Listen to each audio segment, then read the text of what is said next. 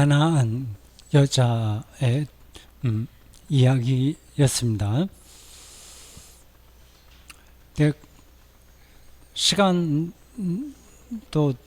지나가다가 못할까 봐서 미리 확인을 합니다. 뒤에 나오는 건데 미리 합니다.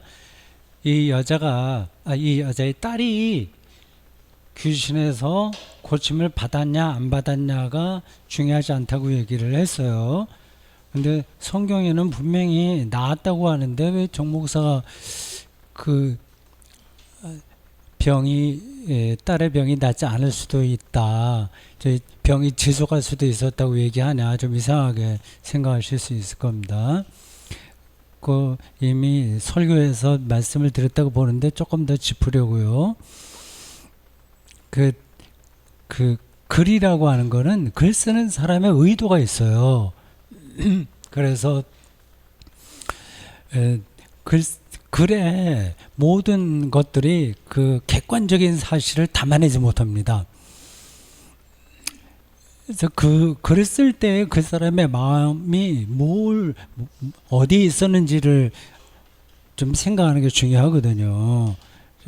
시도 그렇고 뭐 다른 희곡도 그런데요. 그러니까 분명히 나았다고 했지만 이게 두 가지로 말씀드려야 되겠네요. 그 이야기에서 나았다고 하는 사실 자체의 핵심은 아니다고 하는 겁니다. 핵심 아닌 걸 자꾸만 붙들고 있으면 이제 오해, 조금 뭐라고 해야 될까요? 변죽을 올리게 되는 거죠. 그리고 또 하나는, 그게 한 가지고, 또 하나는 나았다고 하더라도 나중에 나을 수 있거든요. 그 가난한 여자가 이제 완전히 새로운 존재가 된 거 아니에요? 그게 어떤 건지 아시죠? 큰 믿음이 인정받고 예수와의 관계가 새로워져서 이제 세상을 보는 눈이 달라진 겁니다. 그러니까 그 이야기에서는 딸이 중요한 게 아니라 이 엄마의 여자가 중요했어요. 그러니까 예수와의 만남을 통해서 새로운 영혼으로 살게 됐으니까 그 새로운 영혼으로 딸과 이제 사는 겁니다. 그러다가 시간이 지나서 나을 수 있죠. 그러면 이제 글을 쓰는 사람은 그 나았다고 하는 걸, 그게 몇 년 걸렸을지 뭐 몇 달 걸렸을지 모르지만 나았다고 하는 거를 그 즉시 나았다 이렇게 표현할 수 있는 겁니다.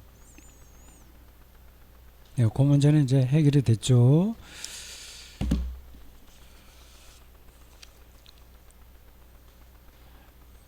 설교 앞부분에 이 딸 귀신 들렸다고 하는 이야기에 대한 의학적인 이야기 잠깐 했습니다. 제가 전문가도 아니면서 뭐 아는 척 이렇게 말을 했습니다. 그 인간의 몸, 정신도 그렇고 몸도 그렇고 이게 아직까지 비밀입니다. 다 아는 게 아니에요. 그래서 그거를 고대인들은 귀신 들렸다고 했으니까 우리가 유치하다고 보는데 꼭 그렇게 볼 건 아닙니다. 세월이 흐른 다음에 한 5천년, 만년 후에 우리 후손들은 지금 우리가 보고 있는 의학 지식 이런 것들을 좀 유치하다고 볼지도 모르죠.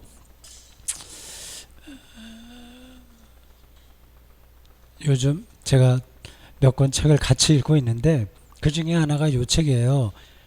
처방전 없음입니다. 제목이 좀 특이하죠. 어떤 젊은 의사의 좌충우돌하는 그런 그 이야기예요. 제가 다 읽지 않아서 마지막까지 어떻게 전개되고 그리고 이 사람의 철학이 어떤지 정확하게는 모르는데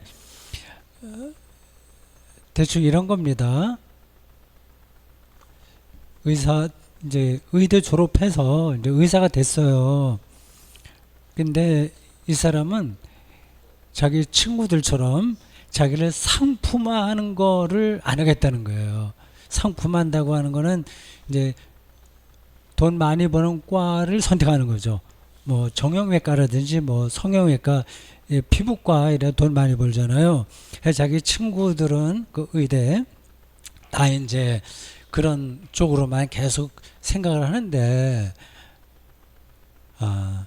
그렇게 살 필요가 있을까? 뭐 그렇게 하면서 그 환자들이 자기 병원에 찾아오는 게 아니라 마을로 가서 그 마을 공동체 속에서 어떤 역할을 하더라고요. 아직 내가 초반밖에 보지 못했습니다.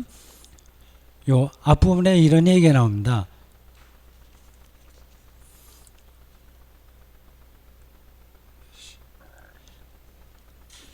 글씨가 점점 안 보여요. 48쪽인가?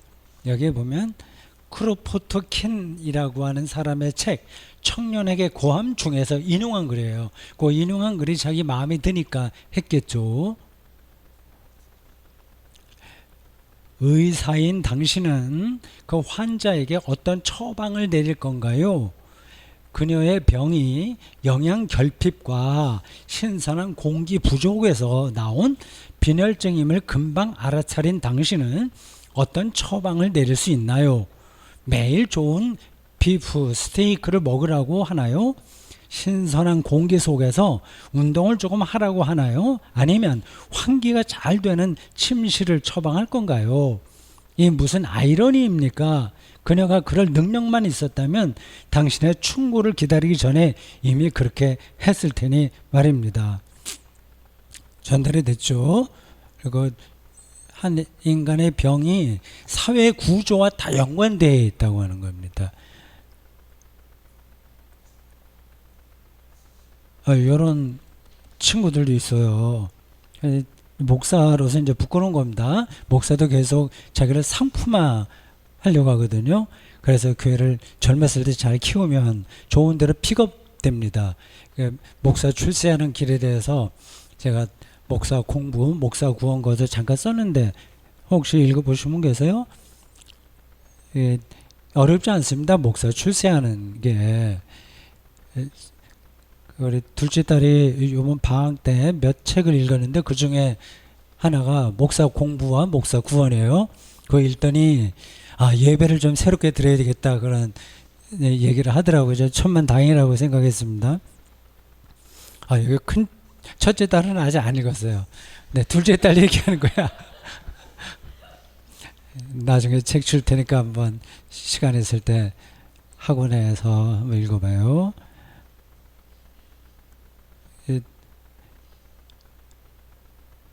그러니까 일단 신학교 다닐 때 큰 교회 다녀야 됩니다. 그리고 이름 있는 목사 밑에 가서 일을 해야 됩니다. 그리고 자기가 맡은 학생이나 고등부, 학생이나 청년부를 주일학교 부흥시키면 돼요. 이게 제가 신학대학 다닐 때는 정말 주일학교 중고등부 대단했습니다. 제가 성심껏 좀 하면 부흥하게 돼 있었습니다. 그리고 담임 목사하고 좋은 관계 맺고, 그러면 이제 어떤 교회가 비면 정치력에 있는 담임 목사가 자기 출신 부목사를 글로 보내는 거예요. 저도 그런 줄을 탈 수 있었는데, 서울에서 그럴 줄을 탈 수 있었는데 순간 선택이 평생을 좌우한 운명을 결정한다고 해서 이 대구 지역에 떨어졌습니다. 군목 제대할 때 서울의 좀 큰 교회에서 이제 부목사를 이제 와라 그래서 거기 가기로 약속이 돼 있었습니다. 몇 달 만에 있으면 이제 군목 제대하고 가거든요.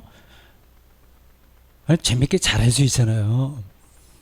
근데 그때 집사람이 그때 결혼했을 때죠. 집사람이 먼저 독일 쾰른에 그 유학가 있었어요. 그래서 내가 월급 받아서 이렇게 지원할 테니까 공부해라. 나는 계속 그렇게 목회하려고 했었는데 혼자서는 거기서 못 산다. 꼭 와야 된다. 독일. 그래갖고 가려고 약속했던 교회 이제 빠꾸 시켜놓고 독일 갔습니다. 그때 안 갔으면 서울 어느 교회에서 잘 나가지 않았을까 이런 생각을 합니다. 더 근본적으로는 제가 이 신학대학 졸업하고 대구 봉산교회 전도사로 온 게 첫발을 잘못 디딘 거지. 이런 게 있어요. 이게 내가 언젠가도 얘기했는데 추풍령 밑으로 내려오면 10년, 20년 안에 위로 못 올라간다는 얘기가 있습니다. 그런데다가 이제 봉산교회에서 반주하고 있는 이 사람하고 결혼하게 돼갖고, 그래 이 사람이 이 대구에서 직장을 구하지 못했으면 올라갔겠죠. 근데 빨리 이제 직장을 이제 가는 바람에 제가 오도 가도 못하고 이렇게 머물러 있었습니다. 쓸데없는 얘기가 길었어요. 미안합니다. 그러니까 이 젊은 의사 이런 사람들도 있어요. 목사로서 자기를 상품화하지 않고 그 복음에 천착하는 게 좀 필요한데 쉽지가 않습니다.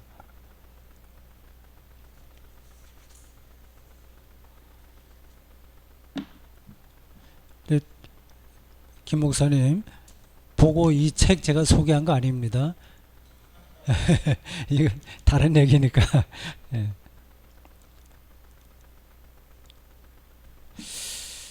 우리 몸이라고 하는 건 아직까지도 완전히 해결되지 않았다. 신비롭게 보자.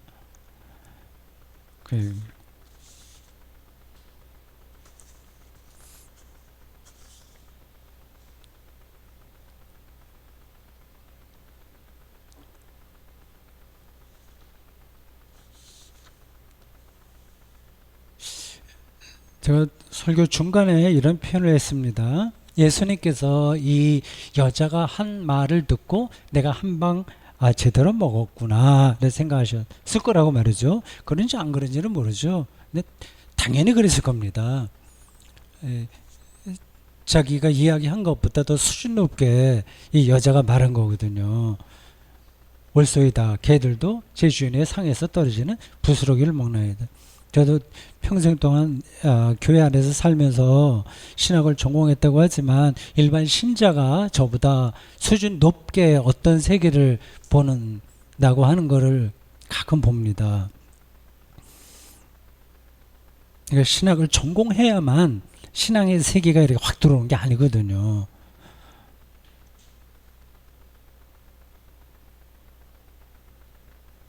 예수께서도 이렇게 어떤 평범한 여자처럼 보였는데, 그리고 귀찮은 여자처럼 보이는데 그 여자의 말에 설득당할 수 있다, 그 얘기입니다.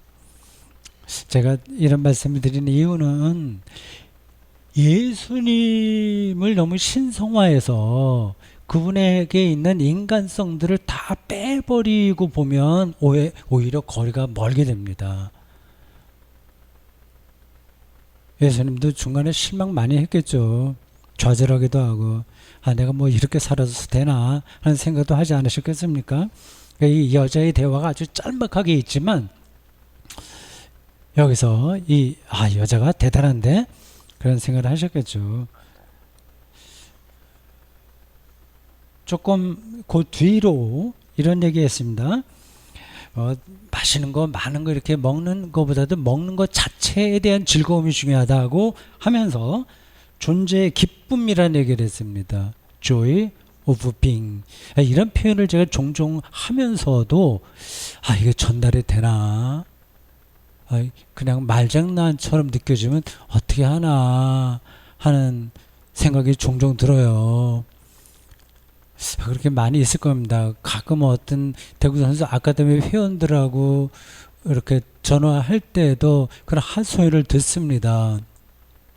자기들이 기독의 영성을 붙들고 있고 예수님께서 선포하시는 하나님의 나라를 지향한다고 하긴 하는데, 그래서 가난하고 어려워도 조건에 상관없이 즐겁게 희망적으로 살고 있는데 이게 흔들릴 때가 많이 있다.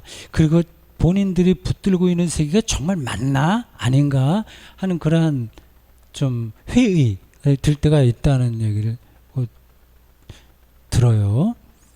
이게 존재의 기쁨, 이러한 표현들, 하나님의 통치, 하나님의 오심, 종말이 선취됐음, 뭐 이런 표현들은 정말 거리가 먼 이야기들 아니겠어요. 요거는 아주 실질적으로 경험하지 않으면 말로서는 설명이 안 됩니다.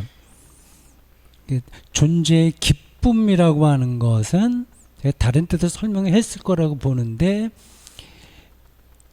어떻게 존재하냐 방법론에 머물지 않고 존재하는 것 자체에 모든 걸 거는 겁니다. 목회로 얘기한다면 얼마나 큰 교회에서 목회하느냐는 아주 작아지고, 근데 목회 행위 자체, 그러니까 예배 준비하고 설교하고 교인들하고 친교 나누고 하는 그것 자체에 자기가 모든 걸 거는 거죠. 결과도 중요하지 않아요. 이런 점에서는 그게 이제 즐거운 겁니다. 이제 결과에 너무 매달리게 되면 이게 이제 흔들리게 되죠. 계속 우리의 삶도 마찬가지입니다. 근데 이게 잘 되지가 않아요. 그래서 이게 설교할 때마다 나도 잘 못하면서 신자들한테 잘 들리지 않는 이야기를 자꾸만 하는 거 아닌가 하는 생각도 듭니다. 그건 어쩔 수 없어요. 하는 데까지 얘기를 하고 또 성령께서 역사하셔서 들리게 해주시지 않겠나 생각입니다. 그게 이제 지금 바로 앞에서 설명한 게 성령론적 설교 행위예요. 그러니까 내가 누구를 설득하는 게 아니에요. 제가 다른 목사님들 옛날에 그 특강이나 이런 거 할 때 그런 얘기 거의 빠뜨리지 않습니다. 내가 신자들에게 은혜를 끼치려고 하지 않는다. 자기가 본 것만 얘기하면 되는 거예요. 신자들이 은혜 받으려고 하는 그 목사에게 관심이 있으면 안 됩니다. 물론 이제 제가 표현을 그렇게 하는 거지, 신자들이 말씀 안에 들어가면 얼마나 좋겠어요. 근데 그건 내려놔야 됩니다. 그건 성령이 하신 일이다. 목사, 네가 본 거, 네가 들은 거, 경험한 거, 그 세계 안에 들어가서 춤을 추든지 몰라든지 하여튼 그 세계 안에 들어가 있으면 그게 이제 신자들이 어떤 방식으로든지 전달되지 않냐는 겁니다. 성령론적인 설교라고 제가 표현을 했어요. 그 존재의 기쁨이라는 표현을 했는데, 이 비슷한 용어가 폴 틸리의 책에도 나와요. 존재의 용기라는 책이 있습니다. 존재, courage to be. 어마어마한 얘기죠. 존재하는 것 자체가 용기예요.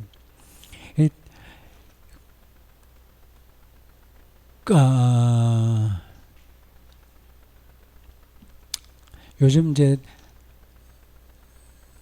그 누구예요?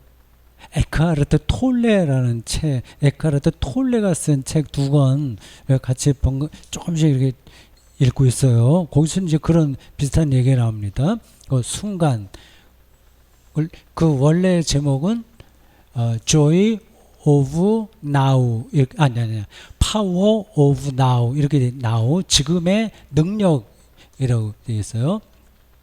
그 지금을 붙드는 거예요. 그 존재의 용기가 왜 필요하냐면 다른 것들을 내려놔야 되기 때문에 그렇습니다. 그냥 직접적으로 얘기하면 자식도 내려놓고 아내와 남편도 내려놓고 그냥 존재하는 것 자체에 집중해야 되니까 쉽지 않은 거죠. 그렇게 하면 이 세계가 아마 새롭게 보일 겁니다. 이제 즐겁게 재미있게 보이겠죠.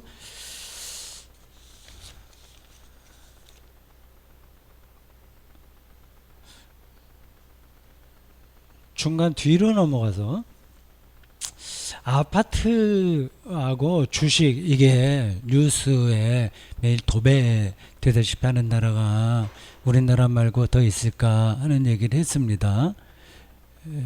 저도 지금은 신문을 종이 신문으로는 못 보고 시골이니까 종이 신문 오지도 않아요. 포털 뉴스로 보는데 다음 여기 열면 쭉 뉴스가 떠요. 한 10개쯤 이렇게 뜨거든요. 근데 거기에 늘 이 아파트에 대한 이야기가 있어요. 그만큼 이제 우리들에게 관심이 많이 있다고 하는 건데 이게 우리의 삶을 오히려 어디 다른 수렁으로 끌어들이는 건가? 좀 이해가 잘 안 됩니다.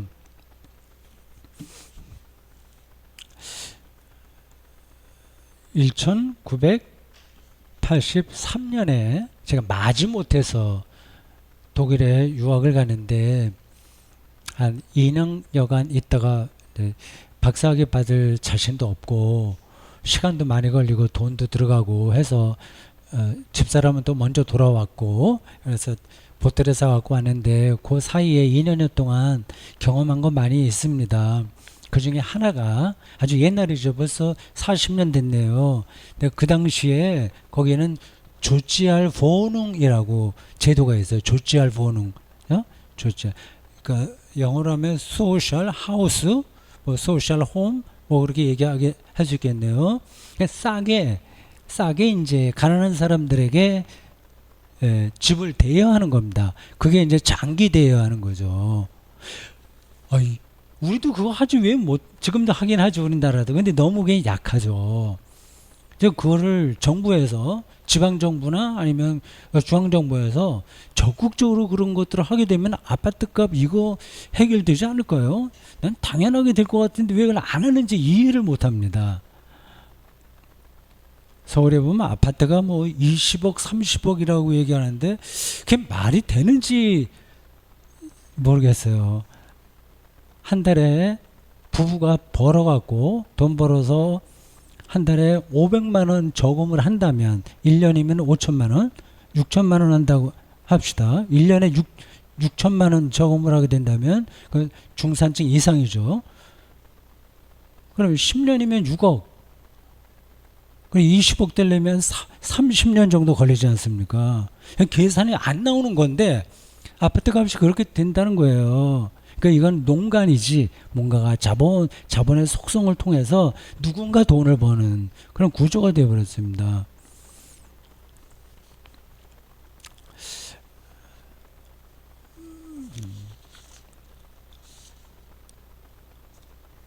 설교 좀 훨씬 이제 뒤로 가서 이 가난한 여자의 참된 믿음의 근거가 뭐냐 그런 질문에서 예수를 향한 영혼의 간절함이라는 대답을 했습니다. 영혼의 간절함. 요게 목마른 거예요. 근데 사춘기 때는 누구나 그런 걸 경험합니다. 이 세계가 뭐지? 뭐 여러 가지 자기 몸의 변화도 느끼고 세계도 다시 보이고 등등. 그 간절함이 청소년 때 누구에게나 옵니다. 새로운 세계를 눈뜨는 거예요. 그때 철학, 윤리, 세계, 예술, 문화, 그림 이런 것들을 충분하게 이렇게 섭취를 해야 그런 게 더 이제 풍요로워지거든요. 여러분들 뭐 다 아는 얘기시지만 우리나라는 이제 입시 지옥이니까 딱 막혀버렸습니다. 근데 그 뒤로 그럼 개인적으로라도 영혼의 간절함을 누리고 살아야 되는데 그것도 쉽지 않죠. 이건 그냥 살아서는 죽었다 깨도 안 되는 겁니다. 바리새인들처럼 아주 전문적인 종교인이 돼도 그건 안 돼요. 매일 새벽 기도에 나온다고 해서 되는 문제가 아닙니다. 이건 그 삶의 신비, 그 존재의 신비, 이 세계의 어두운 시면 그런 것들이 눈에 보여야 간절해지는 겁니다. 근데 우리들은 다 제가 설교 시간에 하나님의 형상이라는 말을 통해서 말씀드렸죠. 누구에게나 그런 느낌이 순간순간 와요. 내가 닫아둡니다. 이제 해결도 안 되니까. 이제 교회 다니는 사람들도 같이 모여서 뭐 주식 이야기하고 그런다면서요. 목사들도 모여서 뭐 중직자 이런 사람들도 모여서 뭐 누구 집값이 얼마나 올라서 어떻고 계속 이제 그런 얘기 들으면 그런 얘기 자체가 무의미하다는 뜻이 아닙니다. 할 때 하기는 해야 되는데 영혼의 간절함이 너무 없이 우리가 살지 않나 그런 생각이 들어요. 진짜 보석 가짜 보석 얘기했는데 전달이 됐겠죠. 근데 진짜 보석을 일단 맛봐야 됩니다. 그게 들어와야 다른 게 구별이 됩니다. 제가 아주 오래전에 뭐 한 20년 전부터 한 5, 6년 동안 설교 비평을 뭐 거의 소화 불량에 걸리고 몸이 상할 정도로 열심히 한 적이 있는데 사람들이 어떻게 이렇게 정확하게 뚫어보냐 그런 얘기를 하더라고요. 다른 거 없습니다. 기독교의 메인스트림 주류 기독교의 근원 뭘 얘기하는지를 그냥 보면 그걸 알고 있으면 그렇지 않은 게 눈에 들어오는 거거든요. 그러니까 어려운 작업이 전혀 아니에요. 우리의 삶도 비슷한 거 아니겠어요? 그러니까 삶의 노하우 이런 것들은 뭐 대충 하셔도 됩니다.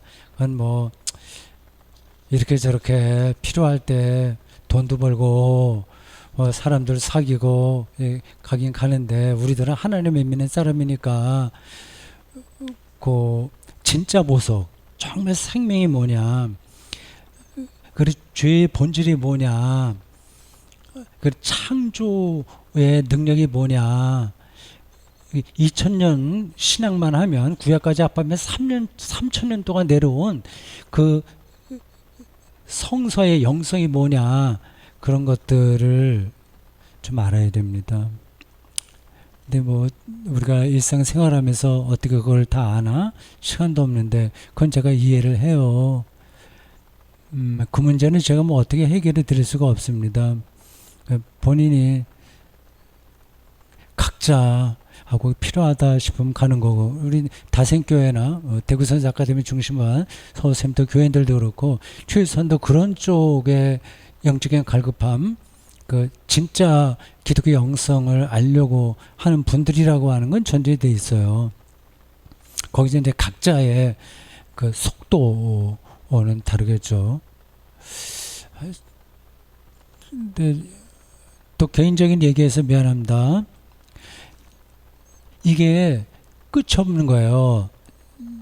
제가 70살쯤 됐어요. 뭐 대충 교회와 뭐 세계 한국 교회 뭐 등등 그리고 뭐 등등 모든 것들을 어느 정도 아니까 그냥 놀면서 설교 준비도 뭐 특별히 할 거 없고 그냥 놀면서 그냥 해도 뭐 얼마든지 가능한 거 아니겠습니까? 그리고 재밌을 만한 이야기 뭐 구하려면 얼마든지 구하니까 근데 그게 저에겐 안 되는 거예요. 이 정말 진짜가 뭔지를 점점 알고 싶어지는 거예요. 그래서 하나님의 은혜라고 생각합니다. 그것도 억지로는 되지 않거든요. 그래서 설교 준비할 때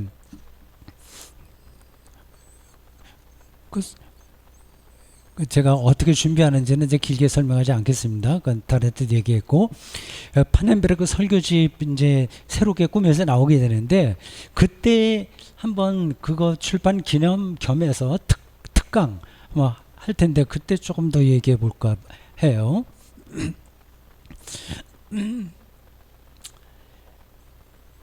설교 문을 축자적으로 하나하나 다 씁니다. 근데 그 준비는 물론 하죠. 근데 쓰다 보면 다른 생각들이 이렇게 나와요. 이걸 뭐라고 글 쓰는 사람들은 다 그거를 아실 텐데 처음에 작정하고 어떤 걸 하려고 하다가도 이 성경 본문 보고 내가 그걸 쓰고 다른 거 하다 보면 다른 생각이 떠올라서 흐름이 다른 데로 가게 됩니다. 더 깊어지는 거예요. 그러니까 제가 설교 요약을 할 때는 미처 몰랐던 거를 이번 설교 준비하면서도 이 여자가 한 고백 불쌍히 여기셔서 더구나 부스러기로도 만족합니다는 그게 더 확 들어오더라고요. 다른 때도 물론 그런 생각이 있긴 있었겠죠. 근데 설교 요약해서 준비할 땐 그런 생각 없었거든요. 근데 워드 이제 컴퓨터에 쓰다 보니까 그게 살아있는 명제 문장으로 저에게 들어와서 아 맞아 이거지 그런 생각이 들어서 즐거웠습니다. 설교 준비하면서. 예, 집사람 맨날 저보고 컴퓨터 앞에 앉아서 뭐 이렇게 지루하게 하냐고 그 안 됐다 그렇게 말을 하긴 하는데 나는 뭐 즐거우니까 어쩔 수 없어요.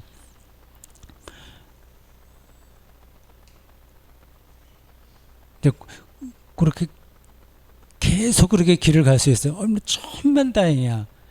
그렇지 않았으면 얼마나 지루했겠어요. 이 인생살이가.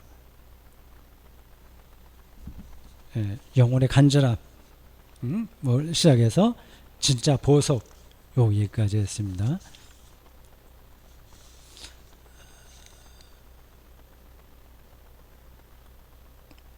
여자 딸 아니 예 엄마의 딸 그 이야기 아까 시작하면서 잠깐 말씀드리긴 했습니다. 예, 자칫하면 예수님을 마술사처럼 생각할 수 있어요. 아, 손을 대니까 뭐 낫더라. 이거 문학적인 표현입니다. 낫지 않았다는 얘기가 아니라 그게 말하려고 하는 게 뭔지를 봐야 됩니다. 초기 그리스도교에서 예수님을 마술사로 생각하는 로마 사람들이 많았어요. 요 책, 요것만 제가 소개하고 마치겠습니다. 요즘 요 책을 제가 얼마나 재미있게 읽는지 몰라요. 제목이 이렇습니다. 그리고 로마는 그들을 보았다. 제목이 풍겨지죠. 그러니까 로마 시대 그 초기 1세기, 2세기, 3세기 주로 2세기, 3세기, 4세기 그때 있었던 로마 지식인들에게 그리스도인들이 어떻게 비쳤냐 그걸 얘기하는 거예요. 우리를 객관적으로 보는 거지. 얼마나 매력적인 책인지 모르겠어요. 여기에서 여기 몇몇 세계 역사에도 나오는 로마 문필가들, 철학자들, 사람들이 나옵니다. 그들의 단편적인 글을 통해서 이 저자가 그 당시에 로마 문명인들에게 비친 그리스도인들의 모습을 적고 있어요. 그게 21세기 한국 사회에서 이 한국의 지식인들에게 비치는 그리스도인들의 모습과 오버랩됐어요. 그리스도인들을 무식한 거야. 광신자야. 예수는 마술사야. 그런 식으로 비쳤더라고요. 그러니까 안티기록 기독교에서 보는 그런 시각이 초기 그리스도교에 있었습니다. 그걸 뚫고 이제 그리스도교가 로마의 주류 종교가 된 거죠. 그러니까 그리스도교를 비판한 사람들 덕분에 기독교가 자기 자신을 더 객관적으로 보면서 자기를 변화하고 변증하는 과정을 통해 어떤 설득력을 얻게 됐다는 얘기입니다. 새로운 시각을 얻게 됐어요. 여기서 이제 그런 얘기가 나옵니다. 우리가 알고 있는 거예요. 그 당시 로마 사람들에게 기독교는 미신으로 비쳤어요. 그리고 무신론으로 비쳤어요. 왜 그러냐 하면 그 당시에는 그냥 모든 것들의 신들이 있는 게 자연스러운 거야. 근데 그 신들을 믿지 않고 예수를 신으로 믿는다고 하는 거, 저 사람 기독교인들 무신론자네? 미신을 따르고 있네? 그런 겁니다. 그럼 만약에 초기 그리스도인들이 예수를 뭐 다른 여러 헬라 로마에 나오는 신들 중에 하나로 이렇게 섬겼으면 문제가 안 생겼어요.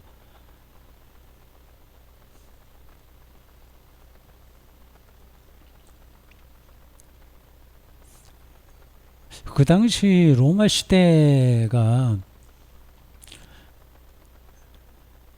굉장히 세련됐습니다. 대단히 로마 문명이. 그러니까 로마 사람들, 로마 어떤 황제가 기독교인들을 뭐 순교시키고 뭐 네로로부터 시작해서 네로 60년대 64년에 로마 불이 났잖아요. 로마 네로 시대인데, 그리고 90년대에 도미티아누스 황제 때 그게 이제 순교를 당했는데, 그런 걸 보고서 아, 로마 사람들은 무식해, 아니 그 너무 난폭해, 이상해, 그렇게 생각하지 마십시오. 대단히 세련됐습니다. 그리고 기독교를 무조건 비난하지 않았어요. 다 근거를 갖고 비난을 했습니다. 그러니까 오늘 뭐 한국 지성인들이 기독교를 우습게 보잖아요. 젊은 사람들이 기독교에 기대하지 않잖아요. 기껏 해봐야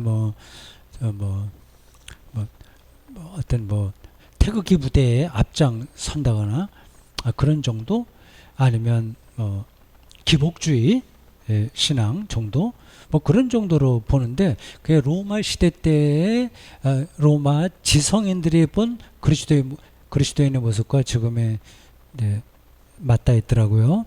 근데 초기 그리스도교는 그걸 극복했어요.